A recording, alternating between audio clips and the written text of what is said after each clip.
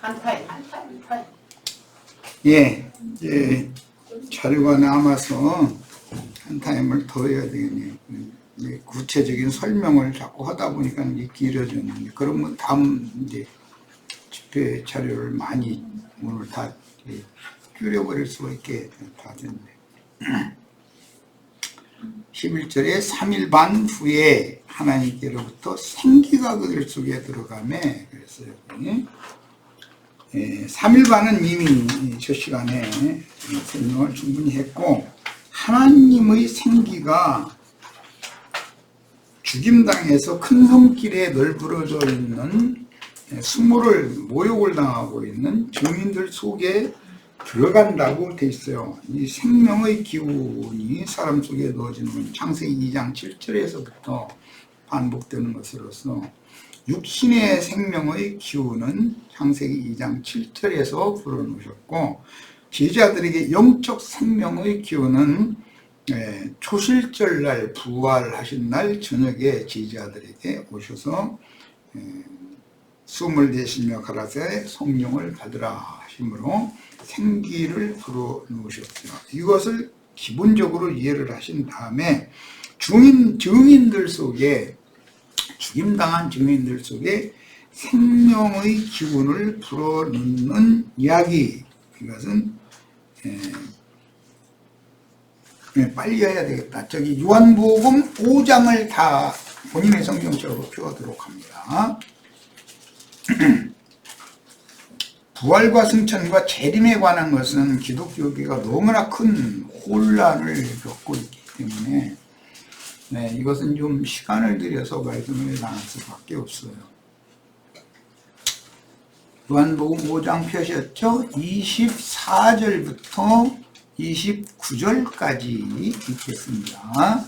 두 단락을 잘 살펴보겠습니다. 내가 진실로 진실로 너에게 이르노니, 내 말을 듣고는 예수님이 말씀하시는 그때 당시를 말한 거예요. 또 나 보내신 이를 믿는 자는 영생을 얻었고 심판에 이르지 아니하나니 사망에서 생명으로 옮겼느니라. 예수님 때는 예수님의 말씀을 듣고 믿어서 사망에서 생명으로 옮겨지는 때죠. 사도들의 때는 우리가 전하는 믿음의 말씀, 우리가 전하는 구원의 말씀, 이걸 듣고 믿어야 구원을 얻는 거예요. 예수님의 말씀 들을 수 없으니까, 그래서 그리스도의 말씀을 듣는 거예요. 그 영의 증거를 듣는 거예요. 그런데 오늘날 우리는 온 땅의 주 앞에 모셨었다가 주께서 보내신 증인들의 말씀을 듣고 이게 영으로 깨달아져서 믿어져야 구원을 얻는 거예요. 그러니까 하나님의 이 경영에 대해서 이해를 잘 하실 수 있기를 바라요. 자, 그 다음에 진실로 진실로 너에게 이르노니, 죽은 자들이 하나님의 아들의 음성을 들을 때가 오나니 곧 이때라. 그때 당시 주님 앞에 말씀을 들어야 되는 모든 사람들이 다 죽은 자들이에요. 유대인들이죠, 다. 그런데 죽은 자들이에요. 듣는 자는 살아나리라 그랬어요. 자, 죽은 자가 살아나야 되는데 죽은 자가 어떻게 말씀을 듣습니까? 죽은 자가. 그러니까 이것 보고 믿음의 비밀이라고 그래요. 은혜라고 그러고, 영적으로 죽었는데 죽은 자에게 주님의 말씀이 들릴 수가 있어요. 살리는 말씀이. 자, 마지막 아담은 살려주는 영이 되어져 가지고 제자들을 입고 제자들을 통해서 구원의 말씀, 믿음의 말씀을 다시 증거를 해요. 듣는 자는 살아나요. 죽은 자들이야 돼요. 영적으로 죽은 자들은 제자들의 말을 듣고 살아났어요. 자, 이때는 죽은 자들이, 영적으로 죽은 자들이, 살리는 건 영이고 육은 무익한 거예요. 영이 살아나려면 어떻게 되냐? 온 땅의 주 앞에 모셨었다가 보냄을 받은 증인들의 대언하는 말을 들리면 살아나는 거예요. 안 들리면 그냥 죽는 거예요. 그런데 하나님은 증인들이 증거를 해도 아무나 다 들리게 하지 않는다는 거예요. 성전 바깥마당에서 경배하다가 돌아가는 가라지들의 귀에는 안 들리게 돼 있어요. 안 들려. 이것은 그들이 볼 때는 몇 마디만 딱 들어보고 이건 막 이를 가려 막 흉악한 이단이고만 막 이 육신의 생명으로 이 땅에서 잘 먹고 잘 살다 죽은 다음에는 다항연히 천당 가야 되는 것인데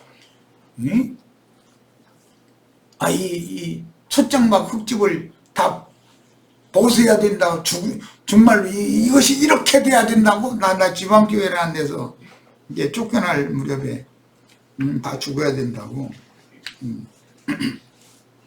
이거 이 몸도 죽어야 되는 거라고 그랬더니 이제 그러면 이렇게 돼야 되는 거예요. 이렇게 돼야지 이제 나는 또 이제 이랬는데 그렇게 말씀에 대해서 자신들이 뭐 최고로 많이 알고 있다고 하는 사람들인데도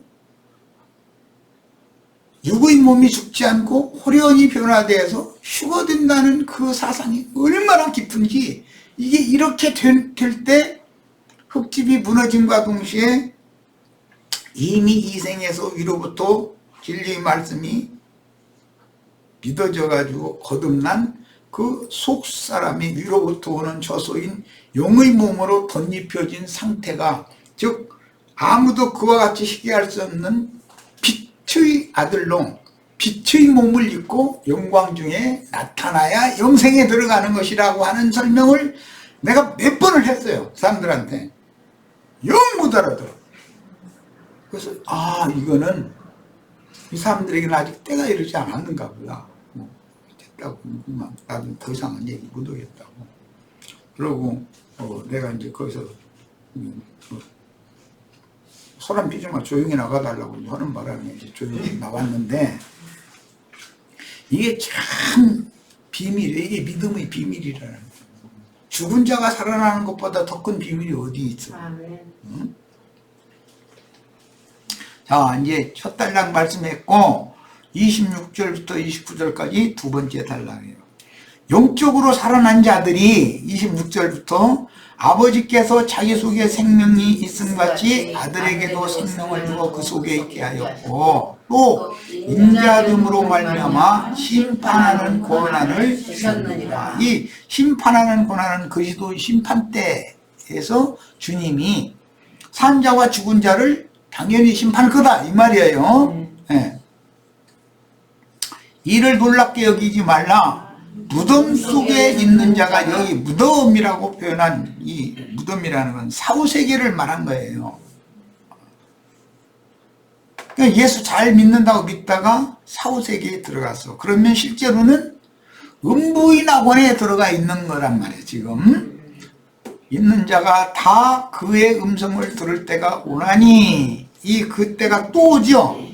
이때가 예수님 할 때 들을 때가 오나니 이때라 이때를 말하는 것이 아니라 또 한 번 때가 또 오죠.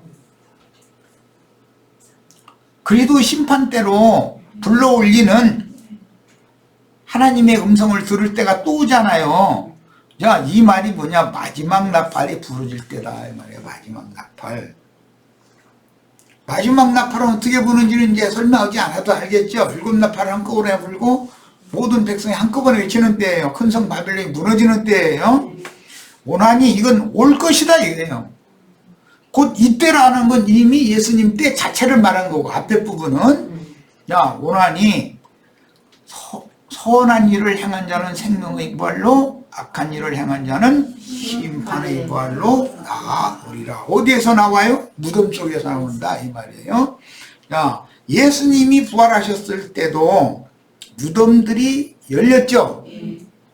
바위가 터지고 무덤들이 열리고 그 무덤에 있던 자들이 나와서 거룩한 성에 들어가서 많은 사람들에게 보였다고 그랬어요. 그 거룩한 성에 미리 들어간 자들은 온전케 된 의인의 영들이 미리 들어가 있는 거죠. 자, 이제 똑같은 일이 교회 시대를 종결하는 때에 또 온다 이거예요. 지천사들이 될 자격이 있는 자들은 음부의 낙원의 주의 품에서 쉬다가 이 마지막 한 일의 기간 동안은 부활 때다 이 말이야. 부활 때. 그때는 그때를 뭘로 증거할 거냐? 네, 마지막 나팔이 부러진다. 계시록 11장 15절 이하에 이제 마지막 나팔이 부러져요. 7번째 나팔.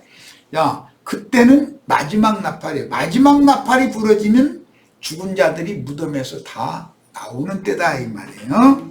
야, 여기서 말할 때 무덤이라는 건 흙무덤을 말하는 것이 아니고 예수의 품 안에서 자는 자들이다 라는 뜻이고, 우리가 이 생에서는 이 육신의 몸이 내 영혼의 무덤이요, 혈과 육은 거듭난 내 영혼의 무덤이단 말이에요. 자, 혈과 육이 흙집이 무너지면 무덤 속에서 자는 자들이 나오겠죠.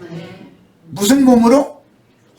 예, 영의 몸으로, 신령한 몸으로 나타나는 거예요. 그래서 임하는 때가 있고 나타나는 때가 있어요. 성경에는.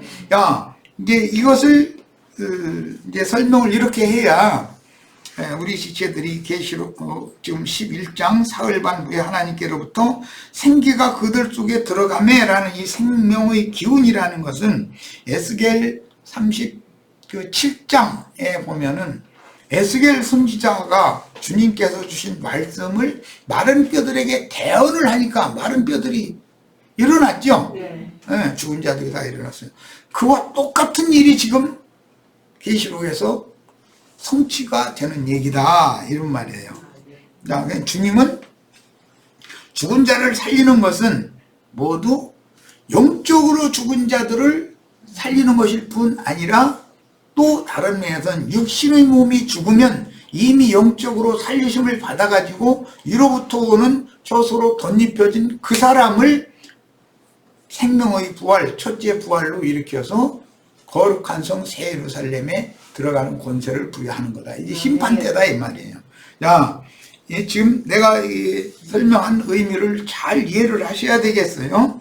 3일 반 후에 하나님께로부터 생기가 그들 속에 들어갔다라는 것은 마지막 나팔의 후반부 나팔을 불 자들이 최후의 나팔, 계시록에서는 11장 15절 이후의 나팔을 부르면 전반기에 죽임당한 두 증인이 일어난다 이거예요. 그들을 큰 손길에 놔두고 그렇게 수욕을 줬던 것은 그때가 부활되기 때문에 장사시킬 필요가 없으니까 장사를 못하고 그런 모욕을 당하게 한 것이지, 하나님이 아무 생각 없이 증인들을 그렇게 한 게 아니잖아요. 예수님도 장사는 했어요. 그런데 증인들은 장사를 하지 않아요. 왜? 이때는 예언된 오는 부활의 때가 됐다라는 말이에요. 그러면 그 실제 죽은 자들이 무덤에서 무덤을 열고 나오는 때가 실현되는 것은 이때는 무덤에 있는 자들이 먼저 일어나고 살아있는 자들은 나중, 두 증인도 사실은 나중 살아있으나 짐승들에 의해서 죽임 당하자마자 영광에 참여할 지천사들이 될 사람들을 의미하는 말이다 이런 말이에요. 이것은 어떠한 말씀이 그 세대의 사람들에게 선포되는 것과 관계가 있는 거예요. 대언하면 죽은 자가 살아나는 거예요. 예수님이 대언의 말씀을 하실 때 듣는 자는 살아나요. 사도들이 구원의 말씀, 믿음의 말씀을 대언할 때 듣는 자는 살아나요. 지금 증인들이 대언을 할 때 듣는 자는 살아나는 거예요. 육의 몸이 무너져도 이들은 다시는 죽음이 없어요. 둘째 사망에는 절대로 들어가지 않아요. 그래서 영생한다 이렇게 표현하는 거예요. 자, 그래서 하늘로부터 큰 음성이 있어 생기가 들어간 그 두 증인들 보고 하늘로부터 이리로 올라오라 하는 음성이 들렸어요. 죽은 자들이 살아나가지고 하늘로 올라라는 음성을 듣게 됐어요. 이 말은 이미 반모섬의 요한이 계시록 4장에 보면 환상 가운데에서 하늘 보좌에서 너 이리로 올라와라 하는 음성이 들렸어요. 그러니까 곧 성령에 감동하였더니 하늘 보좌에 자기가 있더라는 거예요. 이제 자, 이것은 영의 일이지만 이때는 그 혼도 온전함을 이루어서 온전케 된 의인의 영들로서 위로부터 오는 처소인 신령한 몸, 영의 몸을 입고 이제 영광 중에 주함께 나타나서 영광의 새 세계, 빛의 세계를 상속받으려면 아무라도 그렇게 희귀할 수 없는 빛의 아들로 나타나야 된다. 빛의 옷을 입어야 된다. 빛의 갑옷을 입어야 된다 이 말이야. 그런데 이게 지금 이런 말씀을 계속 듣는 동안에, 듣고 신앙생활을 하는 동안에 겉사람이 후패되는 동안 속사람은 자꾸 위로부터 오는 처소라는 빛으로 옷을 입는다 이 말이야. 그래서 완성이 되어지면 계란이 병아리가 나오게 되죠. 부활 생명이잖아요.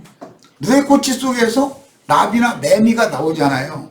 그건 시공을 초월하는 데를 날아다닐 수 있게 되잖아요. 이런 것을 생각하셔야 되겠어요. 아, 이게 믿음의 비밀의 성취다 이거예요. 믿음의 결국은 혼의 구원을 받는 건데, 혼의 구원이 다 이루어지고 나면 이 육의 장막을 당연히 벗어나야 되는 거예요. 그러니까 이게 이렇게 되는 건, 이것은 당연히 있어야 되는 한 과정이지, 이 육의 목숨이 붙어 있느냐 죽느냐라는 것은 그렇게 중요한 문제가 아니다 이거예요. 영생으로 들어가기 위해서는 질그릇은 첫 성전은 반드시 무너져야 되는 거다. 그래야 보석집으로 덧입혀진 영광의 몸으로 덧입혀진 그 몸을 입고 영광의 성에 들어갈 수 있게 되는 거다 이 말이에요. 자, 이건 참 가르치기가 참 쉽지 않은 말이에요. 하늘로부터 큰 음성이 있어 이리로 올라오라 함을 그들이 듣고 구름을 타고 하늘로 올라갔다. 그런 걸 보니까 이미 구름 천사들이 되어진, 앞선 구름이 있죠. 네. 마지막 나팔 소리가 나면 무덤에 있던 자들이, 주 안에서 쉬던 자들이 먼저 일어나고, 살아서 그날을 맞은 자들은 그 다음이죠. 지금 두 증인이율은 그 다음에 들어가는 거죠, 전부 다. 네. 이 말을 이해를 꼭 하시기를 바라요. 자, 이제 고린도전서 15장 49절로 54절을 살펴보겠습니다. 이미 누가복음 20장 35절로 36절에서 주님은 그날에 부활의 아들 하나님의 아들들은 천사와 동등이 되는 몸으로 일어난다 이랬어요. 천사와 동등이, 천사라는 것은 영이죠.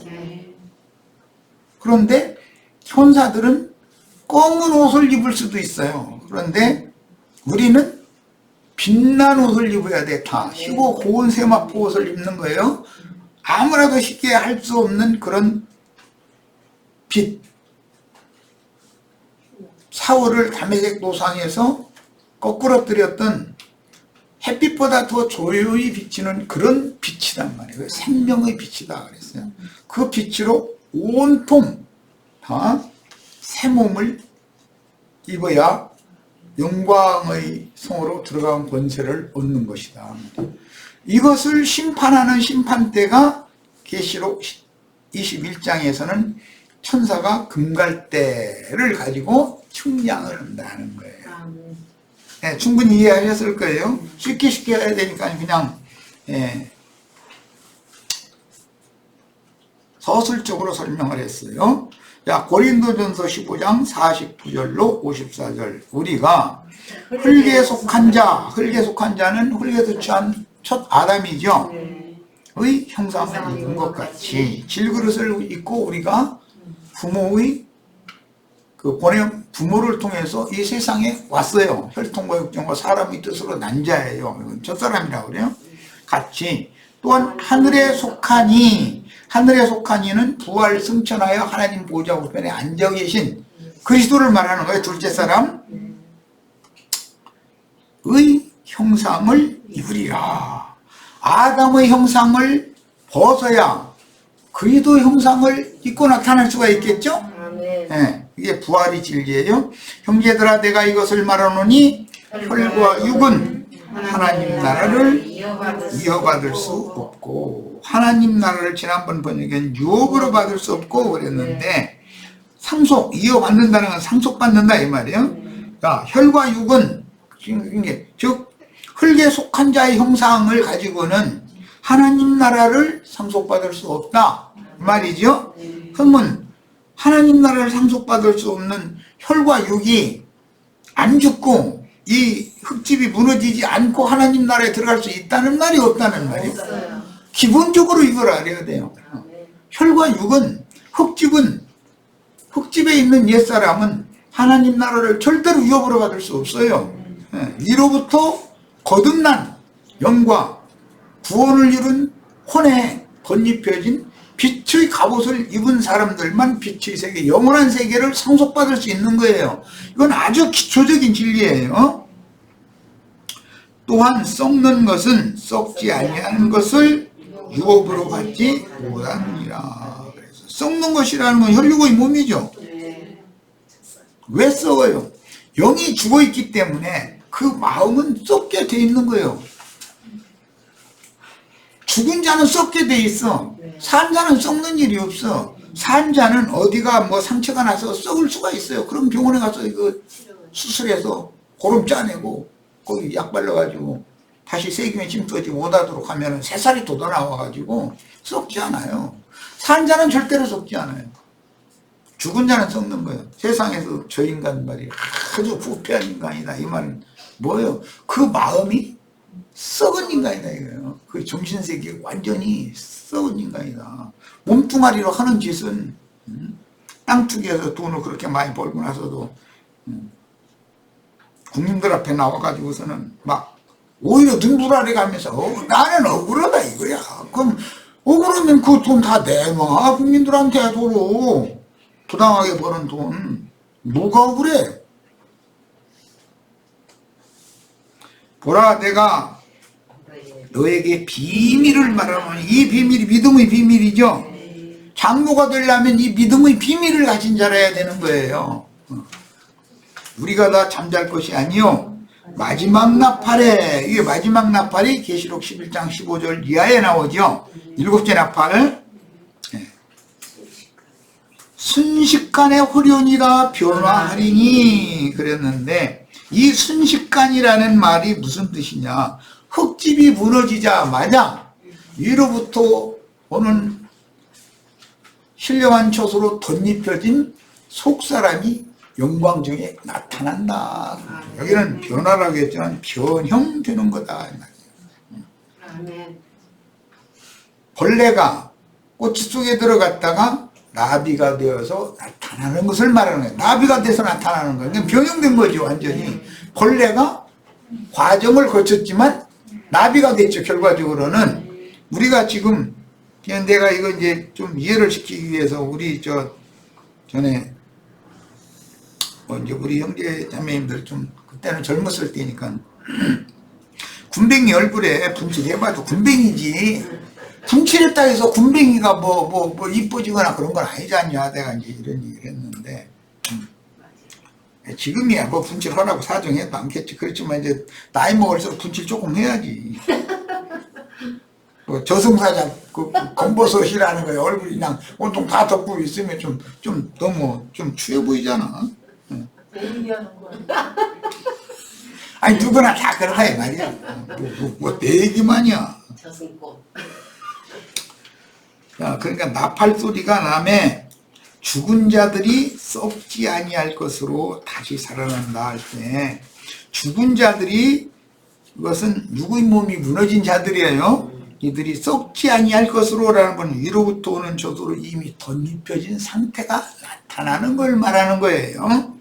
다시 살아나고 우리도 변화되리라. 우리 살아남은 자도 무덤에 있는 자들이 먼저 이렇게 영광 중에 나타나고, 그 다음에 살아서 그날을 맞은 우리도 그와 똑같이 그 뒤를 따라서 똑같이 그렇게 된다 이 말이에요. 그러려면 그 뒤를 따라서라는 일단 이게 이렇게 되는 과정을 거치는 걸 말하는 거예요. 네, 이 썩을 것이 육의 몸이죠. 네. 질그릇이 반드시 썩지 아니할 것, 영의 몸, 천사와 동등이 된 부활체인 영광의 몸을 이게 위로부터 오는 처소로 덧입혀져 있어야죠. 지금 우리가 지금 신앙생활하는 목적이 이거죠. 네. 위로부터 오는 처소로 지금 속사람이 빛의 갑옷으로 덧입고 있는 중이에요. 이 죽을 것이라는 것은 사망의 몸이라고 해요. 로마서 7장에 죄와 사망의 법칙에 의해서 지배를 받는 자는 오라가는 곤고한 사람이로다. 이 사망의 몸에서 누가 나를 건져내랴. 사망의 몸이죠. 혈육의 몸은 사망의 몸이에요. 네. 반드시 죽게 돼 있어요. 혈과 육은 사람이 한번 죽는 것은 정하신 것이요. 그 후에는 심판이 있다 그랬어요. 그런데 혈과 육이 죽지도 않고 뿅 오고 어디로 휴거돼서 어디 간다고요? 그럼 말도 같지 않은 소리. 기독교계가 뭘 어떻게 잘못 전하고 있는지를 잘 구분하시길 바래요. 죽지 아니함을 입으리로다. 이 썩을 것 겉사람의 몸인 질그릇에 있는 혈과 육의 몸을 말해요. 썩을 것이 썩지 아니함 생명의 빛으로 충만한 부활의 몸을 말하는 거예요. 이것을 입고 이 죽을 것이 흙에서 난 첫사람이에요. 죽지 아니함 천사와 동등이 되어 나타난 영광의 몸, 빛과 같이 휘어진 속사람의 새 몸을 입을 때에는 사망을 삼키고 이기리라고 기록된 말씀이 이루어지리라. 이날이 반드시 와야 돼요. 이게 부활의 때예요. 우리는 이 부활, 가장 좋은 부활이 첫째 부활이라고 그래요. 생명의 부활. 이 부활에 참여하는 것이 우리 신앙생활의 목적이에요. 자, 생기가 무저갱에서 올라온 짐승들에게 죽임을 당한 증인들에게 들어가서 생명의 기운이라는 것은 대언자들의 말씀 증거를 통해서 그 속에 흐르는 영생, 다시는 죽음이 없는 예수 그리스도의 그 영의 기운이 생기다 이 말이에요. 죽은 증인들에게 들어가면 하늘로 이끌려 올라가려면 증인들을 이어서 태어나는 증인들, 그러니까 두 증인이 끝이 아니죠. 남은 자가 또 있죠. 여전히 그들이 마지막 나팔을 불기 시작할 때, 그때가 그 죽임당했던 두 증인이 부활 승천할 때다 이 말이에요. 그때부터 이제 부활 승천이 이루어지는 거죠. 그런데 그것은 이것도 나중이에요. 더 먼저 두 증인이 나팔을 불기 시작하면 무덤들이 열려가지고 예수 안에서 쉬던 자들이 다 일어나서 그리스도의 심판대에서 금갈대 청량을 다 통과해가지고 이제 통과한 사람만 나는 지금은 말하는 거예요. 통과한 사람들이 먼저 영광의 성에 데려감을 받고 이어서 증인들과 동역하던 자들이 또 살아서 그날을 맞은 자들이 데려감을 또 받는다 이 말이에요. 그런데도 앞으로도 한 기간이 3년 반이라고 하는 1260일이라는 나머지 기간이 또 있다 이 말이에요. 그런데 1260일이 이제 비밀, 이거 이제 다음에 말씀 나눌 얘기인데 30일이 추가되고 45일이 또 추가돼요. 1290일, 2335일까지 나중까지 견디는 자는 구원을 얻는다 그러는 그 구원은 오는 새 세상에 어린 양의 장막에 들어가는 구원이지 신부성으로 빛의 갑옷을 입고 신부성 영광의 성에 들어가는 구원이 아니에요. 그러니까 35일, 45일 마지막 후반부의 1260일이 지났는데도 30일, 45일의 기간 동안 견뎌낸다는 건 쉬운 때가 아니지만 그래도 견뎌내면은 구원은 어때? 그것은 불 가운데서 얻는 것과 같은 부끄러운 구원이다 이렇게 표현을 했어요. 이런 문제를 잘 생각하시길 바래요. 이들은 성전의 마당제사만 하던 사람, 성전 안에 들어갔지만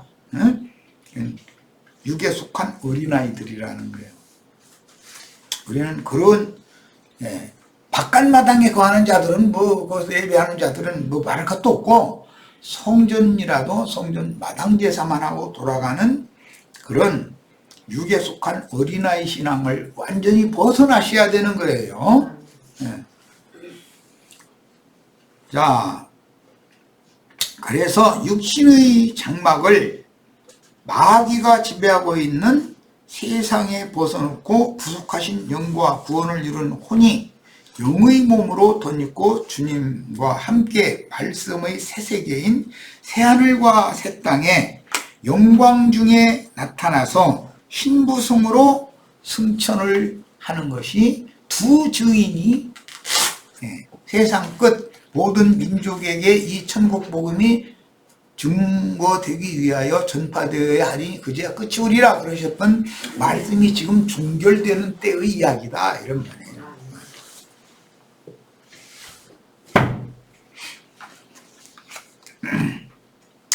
그때 13절 큰 지진이 나서 예수님이 부활하셨을 때 큰 지진이 났었죠. 그러면 그게 물리적인 세상의 지진이라면 그 백부장과 그 앞에서 그는 진실로 하나님의 아들이었다 하고 회개하고 돌이켜서 구원 얻은 군병이 땅속에 함몰됐거나 뭐 불에 타 죽었거나 그랬어야죠. 그런데 그런 지진이 아니잖아요. 네.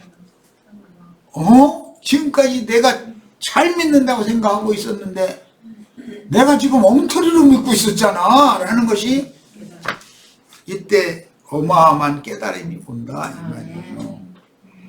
그렇게 되면은 성의 10분의 1이 무너지고 지진에 죽은 사람은 7천이다. 그러니까 성 10분의 1과 지진에 죽은 7천은 관계가 있는 거죠. 네. 7천이 죽는 것이 성 10분의 1이 무너지는 거잖아 실제로는. 자, 이것은 세상에 대하여 죄에 대하여 율법의 저주에 대하여 죽고 하나님을 향하여 사는 자들이 이때 나온다는 거예요. 세상 교회에서도. 그런데 그들이 곧 남은 자들이라니 관사는 앞에 지진에 죽은 자들이에요. 그 남은 자들이 그냥 죽었는데 살아남아 있어. 이제 이 표현이 굉장히 어렵죠. 그러니까 그 남은 자들이 두려워하여 영광을 하늘의 하나님께 돌리더라 그랬어요. 이것은 최후로 구원을 얻은 사람들이다. 믿어서 구원 얻은 사람들이다. 자, 둘째 화는 지나갔으니 보라 셋째 화가 속히 이르는도다. 셋째 화는 계시록 11장 15절 이하에서 증거 계시되는 말씀이에요. 자, 큰 지진은 예수님이 부활하실 때 요제제사를 이루었듯이, 요제제사라는 것은 이렇게 앞뒤로 흔드는 걸 형식이죠. 증인들이 두 번째로 역사상의 요제제사를 실현하는 것이다. 부활절이다 이 말이에요. 주님과 증인들을 죽인 큰 성의 10분 1은 가나안의 많은 성 중 첫 성인 여리고 성으로 예시가 되었는데, 뭐 가나안 땅에 10성읍만 있었던 건 아니죠. 이건 가나안 땅의 모든 성읍을 10성읍으로 이렇게 상징한 거지. 그런데 그 중에 한 성읍이, 첫 번째 무너진 성읍이 여리고 성이었듯이 말이요. 그 지진에 죽은 사람이라는 그 7천이라는 말씀은 큰 성 10분 1이 곧 지진에 죽은 7천과 관계가 된다는 것을 알 수가 있고, 증인들의 부활과 승천을 보면서 회개하고 하늘의 하나님께 영광을 돌리는 자들로 인하여 큰 성의 10분의 1이 무너지기 시작하면 수많은 그 많은 물 위에 앉은 큰 음녀의 큰 성 바벨론이 그 음녀가 벌거벗겨지고 불로 아주 사름을 당하여 영적인 대전쟁은 일단락되고 세상 나라가 주와 그 그리스도의 나라가 되는 것입니다. 이것이 계시록 11장 이후에 끝까지 지금 전체를 요약해서 훑어본 거예요.